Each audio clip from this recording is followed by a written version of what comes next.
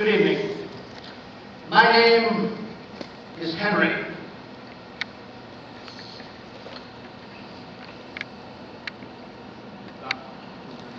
I was once head of one of the most powerful families in the world. Now, when I say family, I mean blood relations, but it was also a business organization. I was in charge, kind of a CEO. Some people call me the boss, others call me the Don. Our family had considerable influence. I married a woman named Eleanor, and we had 4 sons. Henry Jr., Richard, Jeffrey, and John. 4 sons, or 5 really, but our firstborn died when he was a baby. 4 sons, all credit to their parents and all aware of the power that was within their grasp. Now, Eleanor had a lot of influence for a woman.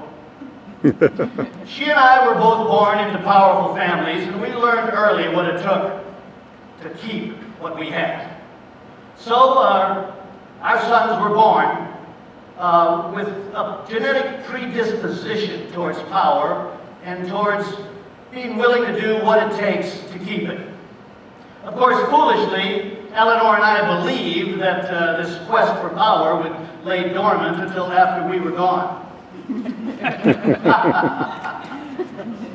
Now, the obvious choice to succeed me was Henry Jr. He was a smart boy and had lots of promise. But there's only so much to go around, and I started to worry if there was enough for the younger boys. I used to tease John that there'd be nothing left when he came of age, all in good fun. So I split up some of the business and moved it John's way. Henry Jr. did not like that at all. You see, there's something about power. It makes one greedy. You couple that with a sense of entitlement and a mother hell-bound and determined. Well, power does things to people. Take Eleanor. She always wanted to have more influence. So she convinced my 3 older boys to come after me, to try to get rid of me. Well, that great revolt was put down. And being a good father, I forgave the boys. And being a good husband, I kept Eleanor on a short leash after that. But I began to see that perhaps Henry Jr. did not have the qualities needed to take over for me. I thought Richard might be the one. Well, Henry Jr., he was aware of my doubts about him, so he got together with Jeffrey, and the 2 of them came after me. Well, Richard and I quickly put that down. It was soon after that Henry Jr. met an untimely death. Alas. So there was no doubt that it was Richard that was going to succeed.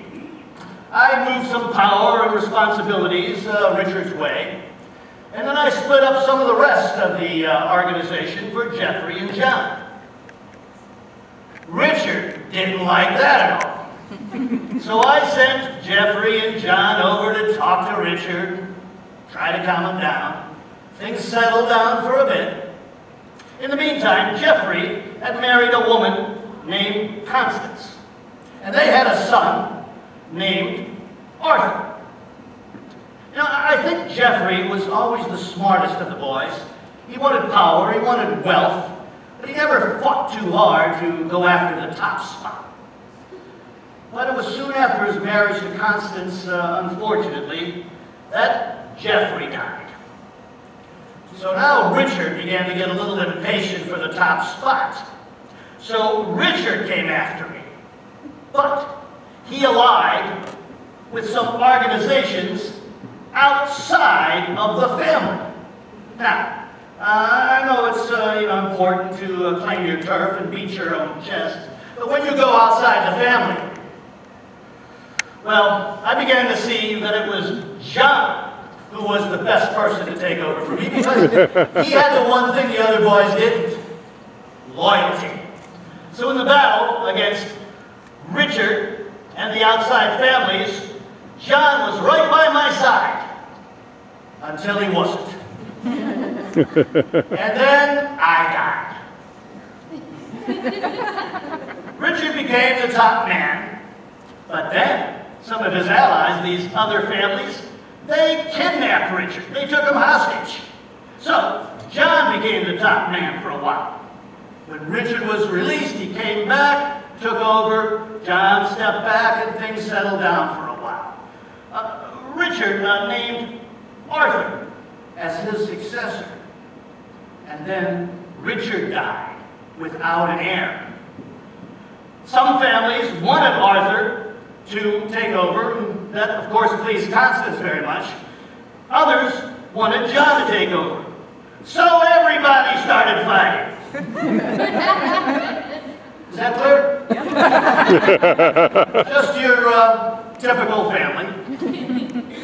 You know, it's difficult when there's only one top prize and so many competitors to go after it.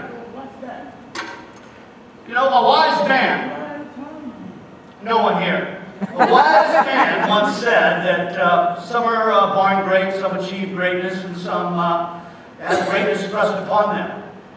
I like to say that some have power because of who they were born to and in what order they were born. Some seize power against all odds, and some are destined for power but don't want it. You know, one thing that's certain about power is that when you have it, there is always someone just 2 steps behind you waiting to take it from you.